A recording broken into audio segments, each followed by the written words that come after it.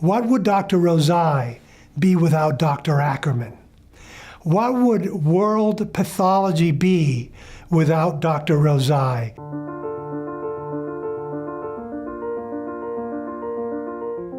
One of the most influential people in my career and one of my most important mentors was Virginia LaVolsey. I was very fortunate to train under a true giant in the field of surgical pathology, Dr. Raphael Lattis. My mentor, Dr. Harvey Goldman, was a fabulous educator. He had just enough of a mix of saltiness to prepare me for some of the more challenging aspects of being a pathologist. I could think of Dr. Sharon Weiss, Dr. Antoinette Hood, Dr. Tom Albright, Dr. Larry Roth. They all formed critical roles in forming me as a pathologist. I think we're natural teachers and leaders and mentors of the next generation. And I have fit into that first as a recipient, as a mentee, and I hope to be giving back as a mentor. We never stop learning, or at least we shouldn't stop learning. And mentors are a way of keeping us alive and making certain that we always have some stretch goals for ourselves. Mentoring is absolutely critical, whether it's done in an organized fashion or in sort of spontaneously. When I started at Michigan, it didn't take me long to sort of latch on to Sharon Weiss and Henry Appelman as my mentors. That shaped my entire career, given that I do GI and soft tissue. I think you can tell how much influence they had on me, and I hope to have that same influence on other people who are coming up through the ranks. One of my first fellows, I think my first fellow, is John Goldblum. And he's quite a star. He did soft tissue with me and GI with Henry Appelman. And then there was John Reith, who is now at the Cleveland Clinic. Andrew Fulp, who is head of bone and soft tissue pathology at the Mayo Clinic. Jesse McKinney, GI pathologist at the Cleveland Clinic. Steve Billings, dermatopathology at the Cleveland Clinic.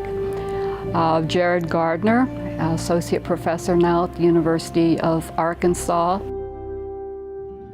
I couldn't have gotten to where I was today without good mentorship, and I hope to pass that along to the pathologists in training by mentoring them as well. I had the wonderful and very great fortune to have Stuart Schnitt be my mentor. And right from the outset, when I was a first-year resident, having the privilege to become involved in breast cancer research projects, and that really just got me on my path to becoming involved in academic pathology.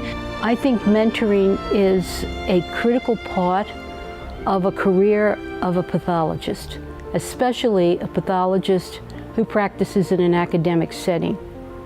Mentoring is a core value of all of medicine, and USCAP in particular for me. Mentoring is the relationships that you develop, usually with people who are a little more senior to you in your career as a pathologist. Every relationship has at least two members.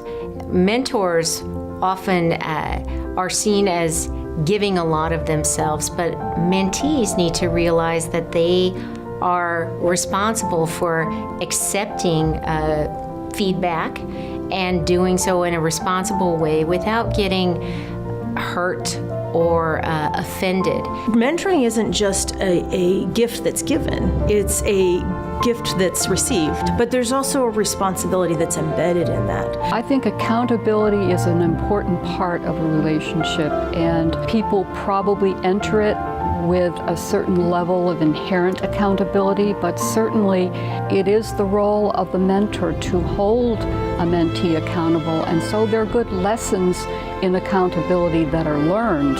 A perfect mentoring relationship isn't just about what she gave me, but it's about what I did and what I gave back, and also as the mentee, the commitment that I made to taking advantage of that relationship. So it is on both sides.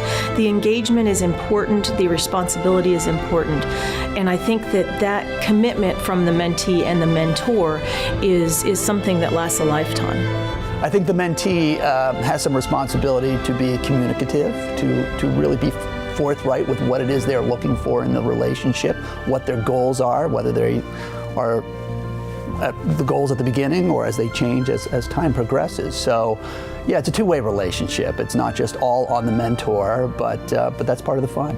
So there will be times when you think that there is an ideal joining of a mentor and a mentee, and their personalities, their philosophies, their culture just do not jive. That has to be recognized as quickly as possible, and a different pair, mentee-mentor, needs to be put into place as quickly as possible. Mentoring is a core value of USCAP leadership because we want to engage the next generation of pathologists. Pathologists will want to get involved and engaged in USCAP if they feel that they can be a part of a mentoring program. Mentoring is really your ultimate legacy. You know, we all write papers, we all do studies, we all give talks, and those are only remembered for a short period of time, really. You know, your true lasting impact in the world of pathology is the people that you mentor and train. There's an old saying, I forgot, and I think it may be a biblical saying about, you know, you can give somebody a fish and they can feed themselves for a day, but if you teach them how to fish, they can feed themselves for a lifetime. And so I often refer to my fellows as the people that I took fishing with me.